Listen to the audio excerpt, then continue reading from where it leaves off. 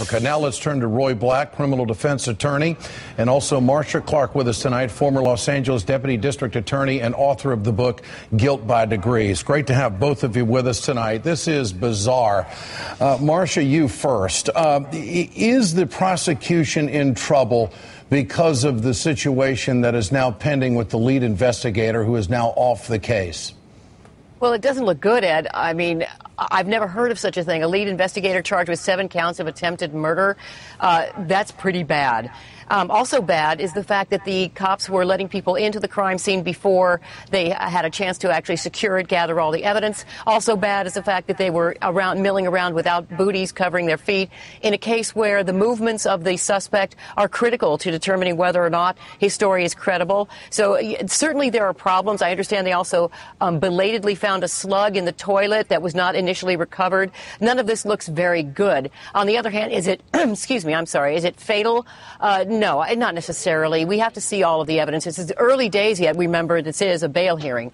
But I agree, Ed, it's a very unusual and strange circumstance when the lead investigator is charged with attempted murder, 7 counts. Mr. Black, would you say that the defense had a good day in court today? And how would you defend Oscar Pistorius going forward from this point? Well, I think they've had an excellent week, not just a good day. Remember that the lead investigator is the man in charge of the crime scene. His integrity has to be beyond reproach because he's collecting all the evidence. Just like Marcia said, this is a disaster that went on there. And remember, these kind of cases, the forensic evidence is so important because 90% of the trial will be about the little pieces of evidence that they pick up. But I think the most important evidence, the evidence that will get him released on bail, is what happened after the shooting. There's no way in the world that he, with premeditated design, intended to kill his girlfriend, and then runs in, calls the police, calls the paramedics, pick her up in his arms, runs downstairs, and puts CPR on her. Nobody who intended to kill somebody would do that. And to me, that's the most important evidence in the case so far. And Roy, isn't this a big advantage for the defense in the standpoint that this has been a rather unusual bail hearing, very detailed? Well, I think it's an advantage to both sides because the defense finds out about the prosecution case. But remember, he gave a statement right at the beginning of the hearing. So the prosecution also gets the advantage of knowing what the defense is, and now they can try to punch holes in it.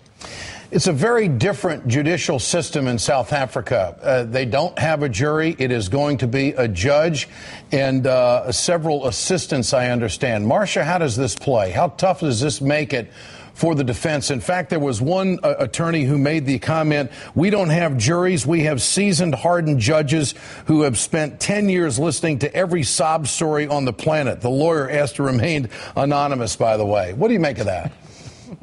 Interesting. He has to remain anonymous. I guess I understand why, because he has to still try cases there. It does make it harder, Ed. When a defense attorney has a jury, he has people who are not necessarily experienced in crime scenes, in collection of evidence, in evaluating guilt or innocence. And when you have a judge, it's a whole different story. You can't appeal to a judge's emotions the same way.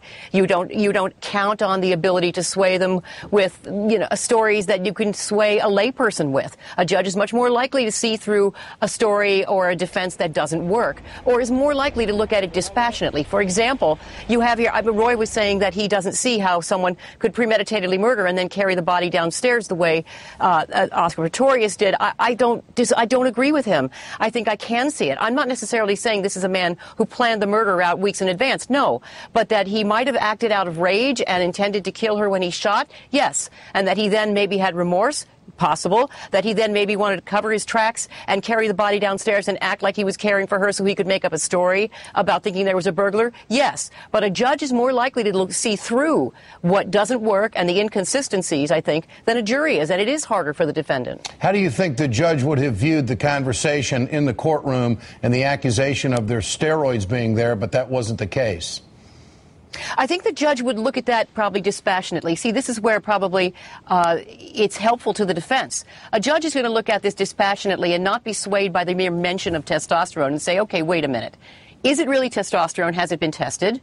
Number one, because you don't know, and the defense claims it's herbal, and maybe it is.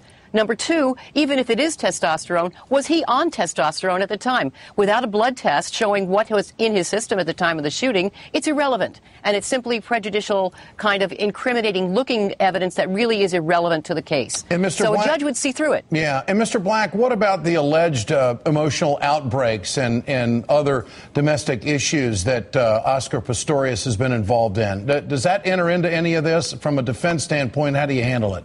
Well, it's a real problem. I thought the defense handled it pretty well. They've explained all these incidents that he had, but it may well be that he has an anger problem. But remember, I disagree with Marcia. Let's say it is out of anger. That's still not premeditated murder. That's a lesser degree of murder, and he ought to get bail. But it is a problem because apparently he's had some confrontations before. He's suing a woman for making a false accusation. The big problem is going to be as to whether or not they had any arguments that day or that night, and to give him a motive to shoot her. We hope to have both of you back. I appreciate your time so much on the Ed Show. Roy Black and Marcia Clark, thank you so much. Thank you.